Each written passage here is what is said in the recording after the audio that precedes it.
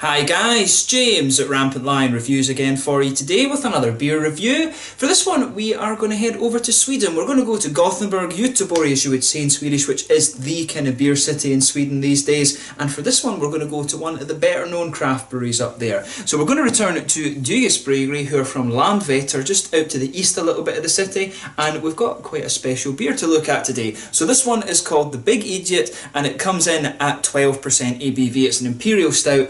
And, you know, it should be a bit of a monster. I always wanted to try the original Idjit, so hopefully they do a rerun of that at some point, but I'm sure this one will kind of make up for it in the meantime. These guys are a very capable brewery when it comes to both like sour and fruit beers and to these big Imperial Stouts. Probably one of the best beers that I've had actually from these guys was the Sidamo Dimtu, which was an Ethiopian coffee beer, or I'm sure it was Ethiopian or Kenyan or something like that, but the coffee was from Africa, and that honestly is one of the best Imperial Stouts that I reviewed for you on the channel. What was even more kind of amazing about that is that I'm not really a big coffee drinker, so hopefully that kind of gives you some idea of just how highly I rate these guys. These guys do some really awesome beers, and in terms of being available outside of Sweden, you can find some of the Dugges beers in quite a lot of places. If you've got a good beer shop local to you, I'm sure you will be able to come across some of these things. They are a little bit more pricey, but you have to expect that when it comes to Nordic beer, just because of the strength of the currencies and labour costs and all this kind of thing. But Dugges are a brewery that you really have to check out. So I'm definitely looking forward to this one, and as always I hope you guys enjoy my take on this beer. So anyway, as is usual with my reviews then, I'll tell you a little bit about the brewery. If you want to get straight to the tasting, just fast forward. All the usual links are in the description below. That's the brewery website, the link to my other reviews that I've done from Dugges Bryggeri before. This is review number 6 or 7 I think from these guys, if I'm remembering correctly. There's all the usual social media. If you want to see more beer reviews, do please consider subscribing to the channel. The whole channel of course has a geography based tagging system, so you can go into the homepage and search for beer based on country, city or state, whatever it is you're interested in. Do check out the playlist of beers from different countries. There is one there for all the Swedish beers that I've reviewed for you. That's constantly being added to, and as always please do get in touch and let me know some of the other beers and breweries that you guys would like to see me review. It's always great to hear from you guys that are watching the videos, and the support that you show the channel is hugely appreciated. So anyway, to tell you a little bit about Dugges Bryggeri then before we crack open this beer. So Dugges Bryggeri, as I mentioned to you, are based in Landvetter, which is on the outskirts of Gothenburg, Göteborg as you'd say in Swedish, which is on at the kind of west coast of Sweden. But the brewery was established back in 2005 in Mölndal by Mikael Engström Dugge, and their beers entered Systembolaget back in 2007.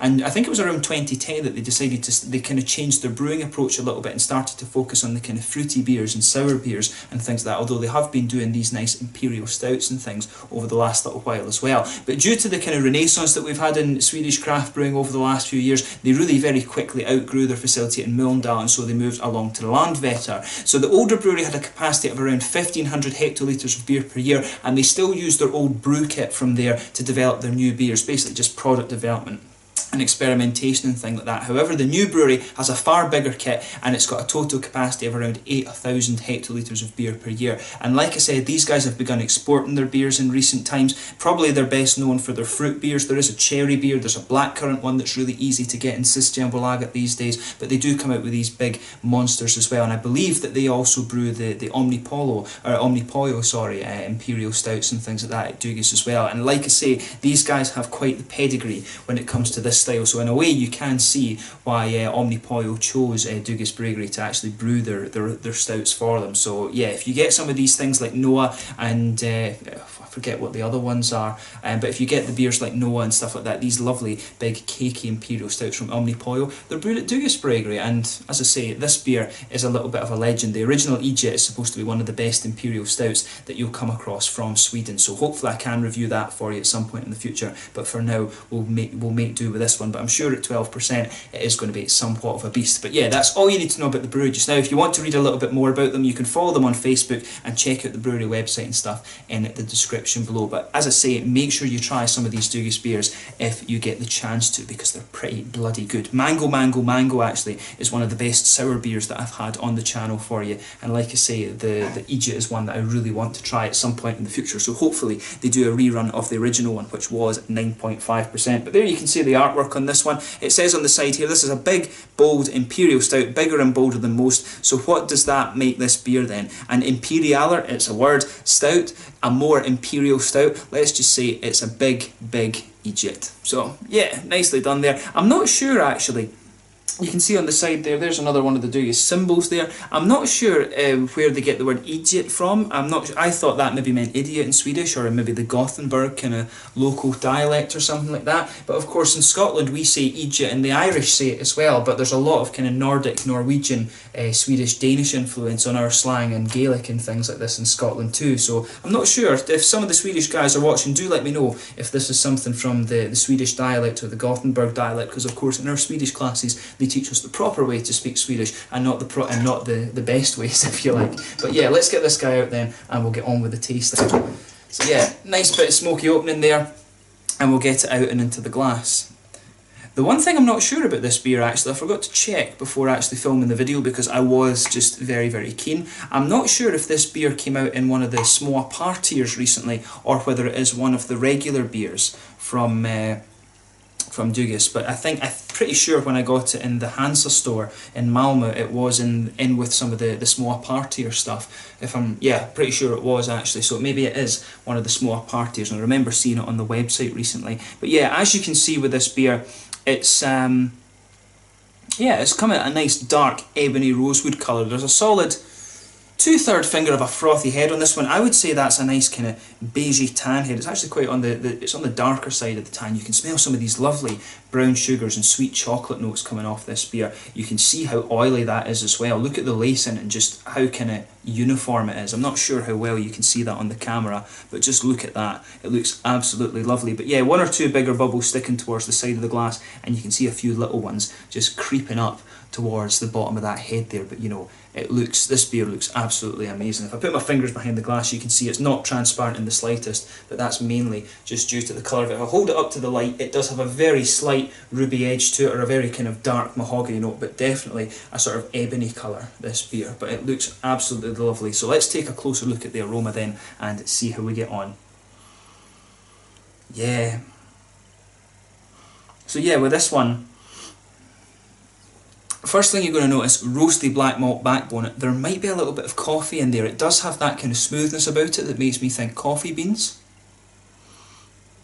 But you can smell that lovely roasted black malt backbone in there.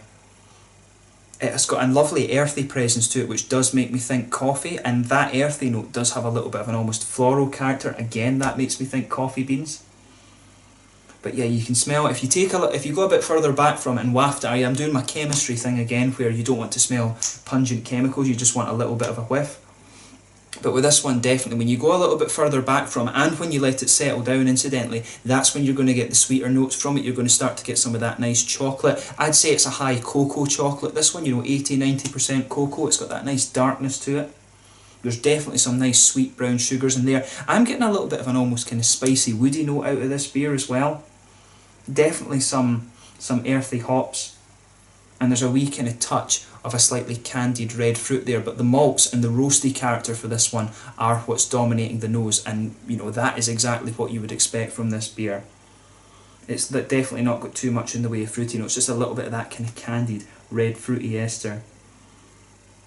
But yeah, as I always say, take a little bit of time to enjoy the aroma of the beer before you get stuck into it. But let's have a go at this one. So this one is the Big Idjit, a 12% Imperial Stout from Dugis Bryggeri in Landvetter, just outside of Gothenburg, Göteborg in Sweden. Let's get stuck in. Slanja, skål!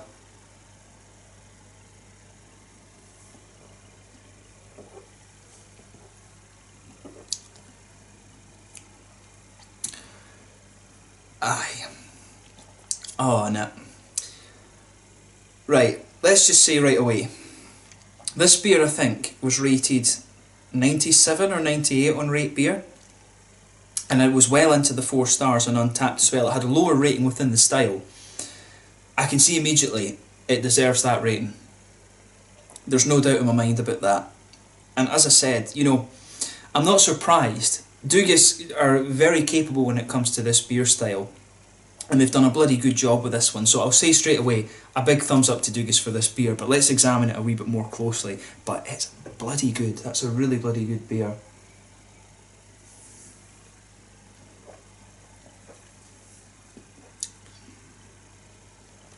Yeah, it's nice. It just comes in. This one, it comes in a little bit dark, and then it mellows out a little bit, and you just get some of these slightly sweeter brown sugary notes out of it. And then in the aftertaste, that's when you start to get some of these more bitter qualities to it. I just like I like the transitions that this beer has. It's really, really nice. I just love how it all goes together. So, as I said, immediately, you'll see right away with this beer why it's so highly rated. And in my opinion, in my humble opinion, it does deserve that praise that it's had, actually, yeah.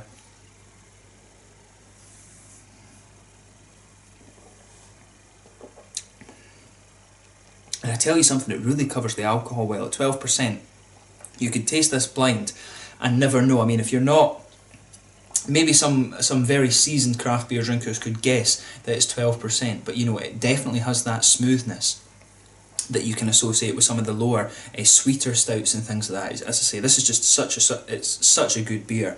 I don't know, I'd be interested to see what some of the Swedish followers of the channel think, but I'm pretty sure that's this and the Sidamo Dim 2. Those are probably two of the best Imperial stouts I think that you're going to find in Sweden. There's probably a few others that are up there with it that don't quite come to mind at the moment, but I think that's probably going to be one of the best Imperial stouts that you'll find in Sweden. And of course the Omnipollo ones can kind of come into it, but that's maybe not so much natural brewing, if you like. They put flavour essences and stuff in their beers. I'm pretty sure this one is all natural, maybe the coffee beans of course, but coffee, again, that's another argument. We won't get too much into that, but in terms of like a sort of natural Imperial stout, I guess you could say, this is probably one of the best ones you're going to find in Sweden, even just generally in the Imperial stout category. That is a bloody good beer. That would stand up, I think, with some of the best ones that you're going to find in the world. There's no doubt in my mind about that. So anyway, as I always say, sugar the beer around your palate and just let your whole mouth adjust to it. But yeah, with this one, you can feel, as I say, you can feel that roasted black malt backbone just kind of underpinning the beer. On top of that, there's maybe a little bit of a slightly bready quality to it. You can feel that coming out as the beer just starts to mellow out a little bit. You can feel that there's a little bit of a bready presence there, a kind of roasted grainy note. It evolves from being kind of soft and bready just into a bit more of a roasted grainy note. It's those roasted black malts just pushing their way through. There's a high kind of cocoa chocolate in there. You can feel that nice dark chocolatey sweetness as well, and there's some nice brown sugars right down the middle of the tongue there. In terms of the brown sugars, I would say it's not so much quite a sweet caramel, it's more like a darker treacle, or molasses as the Americans would call it, something like that that's coming out of this beer, but it just goes together really, really well.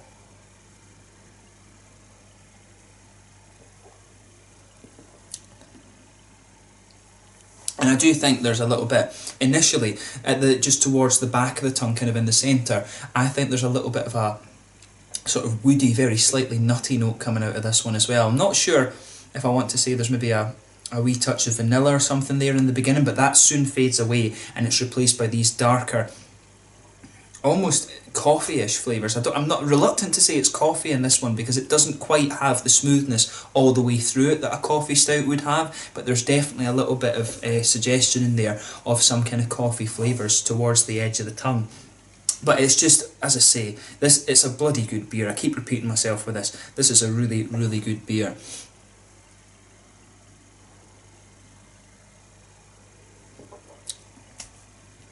So yeah, back corners of the palate, you've got a little bit of bitter earthiness there. As you come further forward along the sides of your tongue, it kind of smooths out a little bit. And you can feel the main bitterness is in the back corners of your palate. As I say, you come a little bit further forward, it drops a little bit. There's a wee bit of bitterness again on the front corners of your tongue. Then round the very front curve of the palate, it's a little bit lighter. It could almost be just a little bit kind of grassy there. And then just behind the front curve of your palate, that's where you get that little oily bubble, where these nice fruity esters come out of the beer. And it's definitely a red fruity ester from this one, which is exactly what you would expect.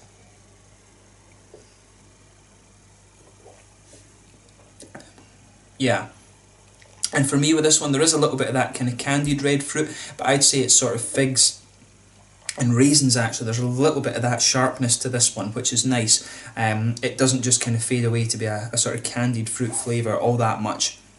The figs kind of linger there, I think, into the aftertaste. They've just got that nice little bit of juicy quality. So in the aftertaste, the roasted black malt starts to push its way out. A bit of that earthy, kind of hoppy character sits there. And as I said, there's a little bit of that that kind of juicy red fruity note there as well. But overall, as I said, this is a bloody good beer.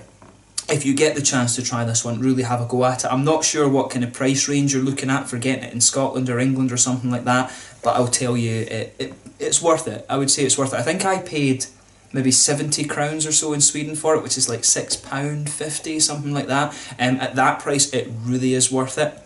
That's one of the brilliant things about Systembolaget. Of course, it does keep the prices of these beers down a little bit, but if you're looking at buying this one in Denmark or something, it will be a bit more, and of course if it's further afield than that, you will pay a little bit more for this beer. But in terms of Imperial Stouts, in my opinion, if you like your Imperial Stouts to be a bit darker and roasty, you're really going to enjoy this one. And as I say, this brewery do have a really good pedigree when it comes to this style of beer.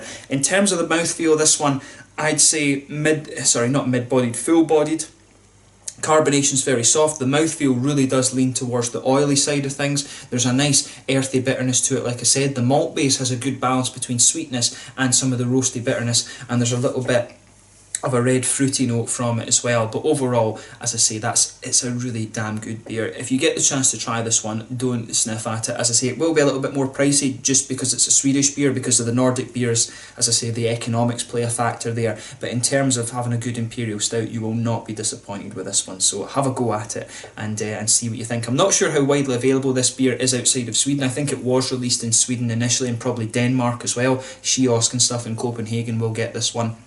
But it's really good, and I do recommend that you have a chance. If you like a big roasted bitter Imperial Stout, you're going to enjoy this, and it's got a really good balance between the sweetness and the roasty aspects of the malt. So have a go and see what you think. But yeah, I think that's a good way to sign off on this one. I've been really, really impressed with it, but it's not a surprise when it comes from this brewery. But yeah, so once again, thank you for watching my beer reviews. Until the next time, please like, subscribe, share, all the usual YouTube stuff. Check out my social media. Let me know your own thoughts on this beer in the comments section below. Let me know your favourite beers from the Dugges Bryggeri, and do let me know some of the new beers that are coming out from the Gothenburg area that I can check out when I move back over to Sweden in August. But it's been really awesome to review this one for you, and I hope you've enjoyed my take on this beer. So until the next time, Slange just now, and I will catch you very soon with some more Dugges beer reviews, because I've still got a lot of beers that I need to review from these guys, and hopefully I can review the original Idjit for you at some point very soon. But this was the Big Idjit 12% Imperial Stout from Dugges Bryggeri in Landvetter, just outside of Gothenburg. Slange just now, skål. Make sure you check out this beer.